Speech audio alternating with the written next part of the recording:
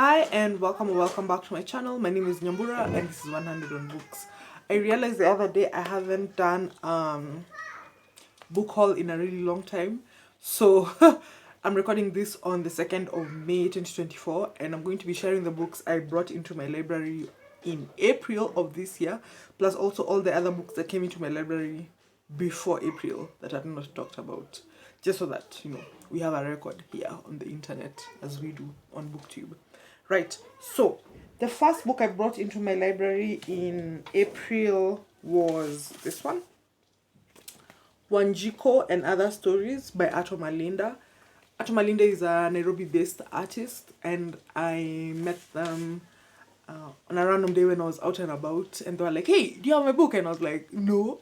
And so here we are. I love short stories. I'm actually currently doing project, a year-long project, or at least a year since I started, where I'll be reading a short story a day.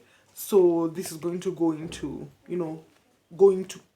it's going to go towards the short stories I'm reading this year. I'm going to put a link below to the project I'm doing. I'm reading a short story every day and then writing something short about it and posting it on my blog. So I'm going to put a link to that down below so you can check it out if that's the sort of thing you're interested in. The second book I brought into my library in April was... Yes, this was the second one. Vitu vya Sanaa, A Methodology for Crafting Meaningful Objects by Adam Yawe. Adam Yawe is also a Nairobi-based artist, and this book basically... It's what it says on the tin. It's a methodology for crafting meaningful objects. He's a 3D artist who's done work with like skateboards and stuff like that. And like I really enjoy his work. And one of the things I'm trying to do in 2024 going forward is building up like a collection of art books, especially African art books.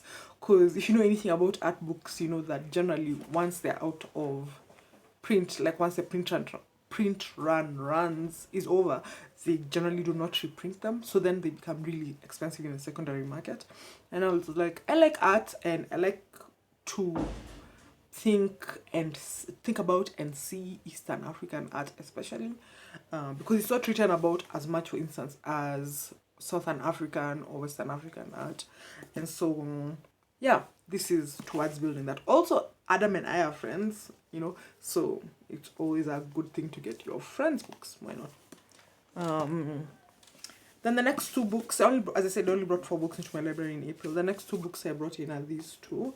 I was walking in town. I'd come from the post office, so I just want to express my frustration right now. So what had happened is that I went to my post office, which was at Jamia Mall.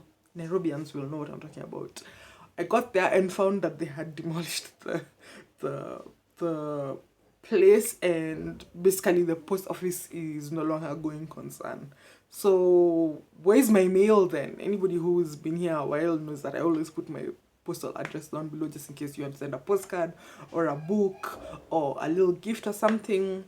I'm always happy to receive those. Anyway, so I'm told that they moved their boxes to GPO, the General Post Office, which is not a long walk away. So I walk over there, find out no mail after basically talking like 3 or 4 people, which kind of beats the whole point of having a box that you can walk to and not have to talk to people. I don't mind talking to people. Clearly, I have a YouTube channel and all of that stuff. But a bit of me is like, Kenya! Anyway, but as I was coming from there, I saw this guy selling books. I'd actually noticed him when I was going to the post office, but then I was like, whatever, I'm a person on a mission, etc. When I came back, I was like, let me stop and check out his books, because there was a section of his books that was just 100 bob a piece. And that's not too bad for people outside Kenya. That's less than $1 a book. So I said, let me check them out. If you're wondering where he is in that like island between in the middle of Koinange Street, between the Equity and the GPO, at the Point Zero monument. I'm going to post a link. I'm going to post a picture over here of where he is. Anyway, that's not important. That's just a preamble to the books I got. So I decided that I was only going to buy books if they are written by non-white authors. Preferably if they are not American, but that can be tricky because generally the books you're getting here are coming from the US or the UK, and that shows up in, you know, the selection you have, etc, etc. Anyway, preamble over. The first book I found was A New World by Amit Chaudhry. It says here, Jajit's marriage has failed. His wife of 11 years is now living with her doctor.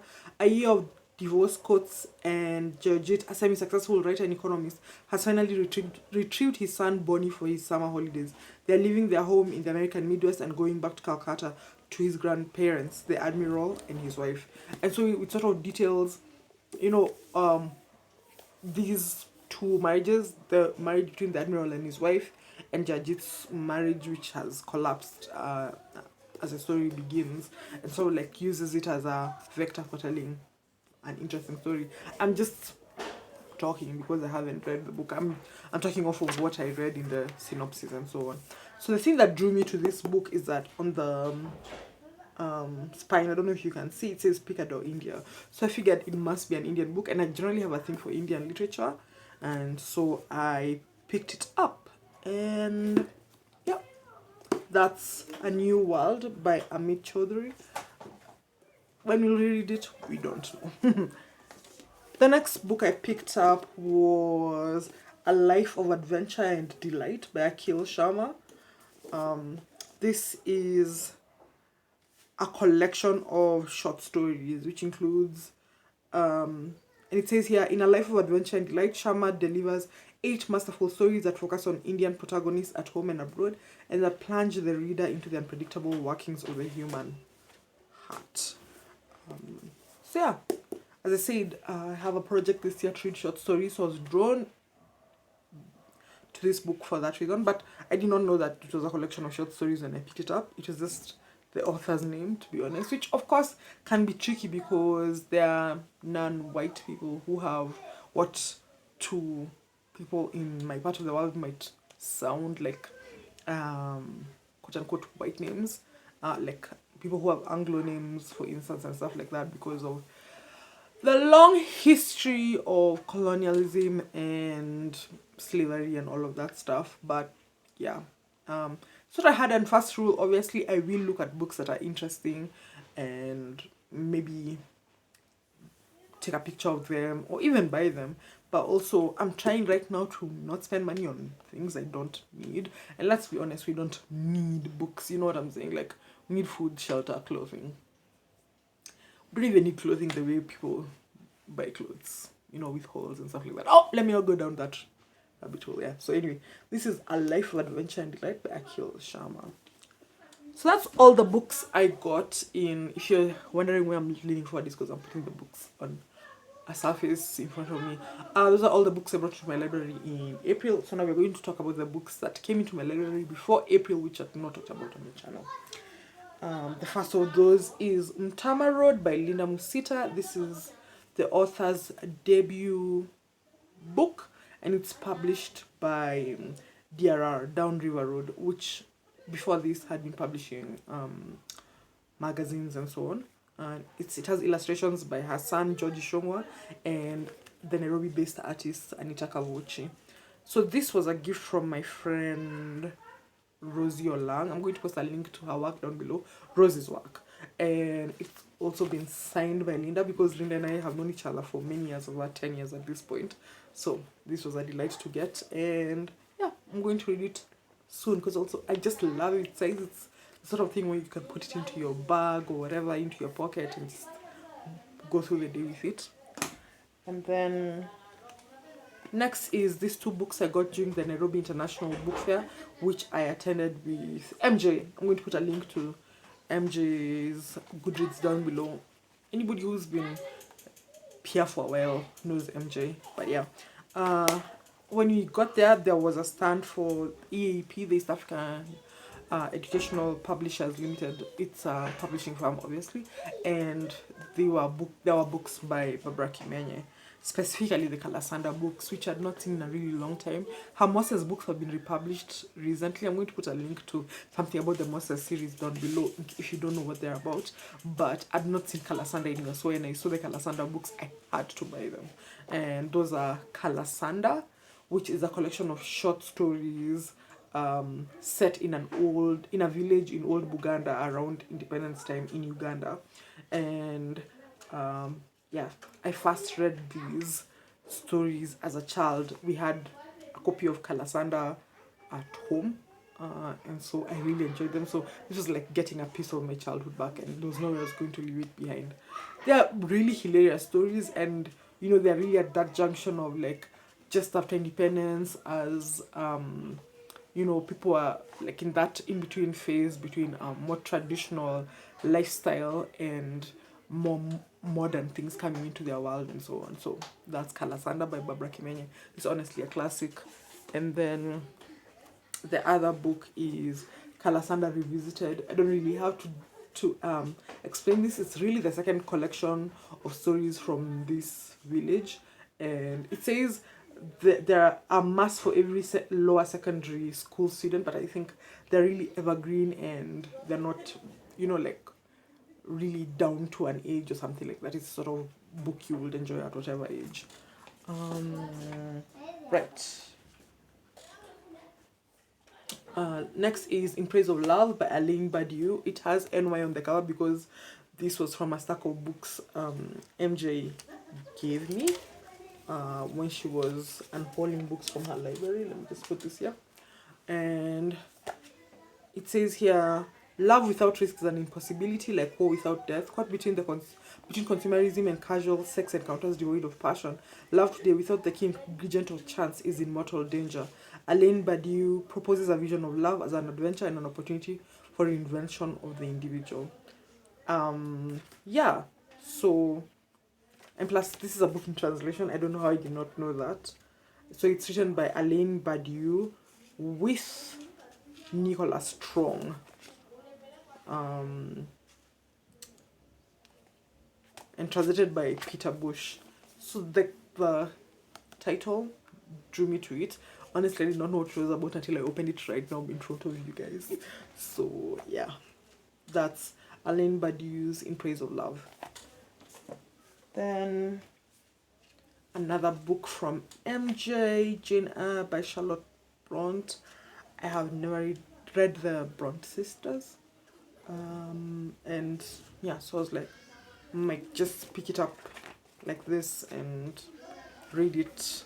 It says here, it tells the story of orphan Jane, a child of unfortunate circumstances, raised and treated badly by her aunt and cousins, and eventually sent her to a cruel boarding school. It's not until Jane becomes a governess at Thornfield that she finds happiness.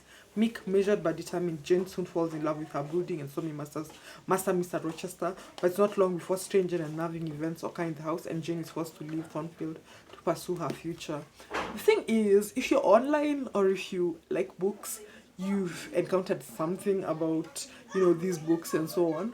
So I'm not like operating from zero, but as I said, have never read any of these books, so I'm hoping this is my entry into this world.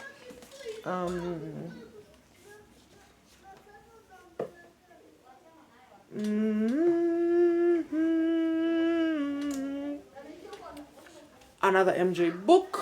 This is Jack London's The Call of the Wild. I absolutely love the cover. Like, I love a naked bareback with designs on the... Did I say a naked bareback? Yes. A naked hardback with designs on the... I'm going to get demonetized. I'm not even monetized. So anyway, this is really beautiful. I've read The Call of the Wind in the past, but I asked her to give me this because I just love the look of this. Then, the next book is this, The Lie by C.L. Taylor. It was a gift from my cousin over Christmas.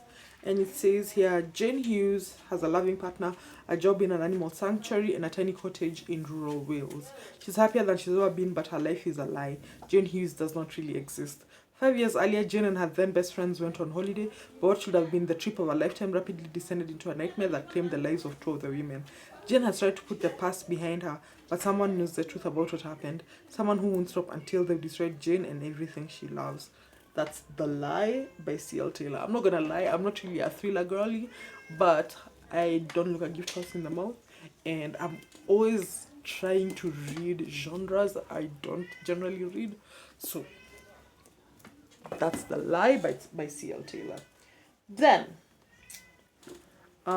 this is Rickshaw, the novel by Lo Xiangzu by Lao She, translated by Jean and James. There's like a sticker on there that I should take off, but anyway. It's a new translation of the 20th century Chinese classic Lo Xiangzu, the first important study of a laborer in modern Chinese literature. While the rest of the Chinese literary world debated hotly and for years the value of proletarian literature, Lao She wrote the novel that the left wing insisted on but failed to produce. Published in 1938 and set in Peking, Lao She's eighth novel is a relentless account of a worker's struggle, failure, and utter corruption. I find class a very interesting thing to interrogate through books, and so just the idea of following, the sort of characters that's not middle class and so on in literature drew me to this title. Also, a book in translation. We love it. I think about this at the stand that's opposite the Tom Mboya Street post office, if I'm not wrong. That or at the stand that's in front of the Tom Mboya Street post office. Clearly, that's the place that's the region where I go to get books. Next is Gail Tsukiyama's Dreaming Water. It says Hannah is suffering from Warner syndrome, a disease that makes a person age at twice the rate of a healthy individual. At 38, Hannah has the appearance of an 80-year-old. Kate, her mother, is caring for her while struggling with her grief at losing her husband, Max, and with the knowledge that Hannah's disease is getting worse by the day. Hannah and Kate's orderly, quiet days are shattered when Laura, Hannah's best friend from childhood, arrives unannounced with her two loud and energetic daughters. Dreaming Water is the heartwarming story of a mother's courage, a daughter's strength, and a friend's love. Yeah. Again, this is another one of those Tom Mboya Street ones. Which particular one, I cannot tell, but yeah. I liked what it sounded like, so. And lastly, this definitely came from the place opposite the Tom Mboya Street post office, because I remember buying it like it was yesterday. And this is the Beat book, writings from the Beat generation, edited by Anne Waldman with a foreword by Allen Ginsberg. Yeah, so it's what it says on the tin. That's what drew me to it. And since it's a collection of short stories and poetry and stuff like that, again, it fulfills my desire to read that stuff, poetry, short stories, blah blah blah, this year and going forward. So that's the Beat book, writings from the Beat generation. And that's it. That's all the books I have brought in since the last time I did a book haul. Please tell me down below which books you've brought into your library lately, what you're enjoying, what you're looking to bring into your library, and so on. And yeah, let's talk soon. Thank you so much for watching. Please like, share, subscribe, and all the good things, and I'll talk to you soon. Bye.